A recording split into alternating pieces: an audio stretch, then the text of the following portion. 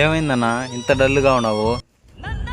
ఈ దేశానికి రైతే రాజు అంటారు, కానీ అదే రైతు కష్టం వస్తే పట్టించుకునే నాదుడెవడు లేడు. అంతలా ఏమైందన్నా నీకు? ఏం లేదు తమ్ముడు, 10 లక్షలు ఖర్చు చేసి 10 ఎకరాల్లో పంట వేస్తే తుఫాన్ వచ్చి మొత్తం కొట్టుకుని వెళ్ళింది తమ్ముడు. నష్టపోయానని గవర్నమెంట్ని సహాయం అడిగితే నా మీదే కేసు పెట్టారు తమ్ముడు.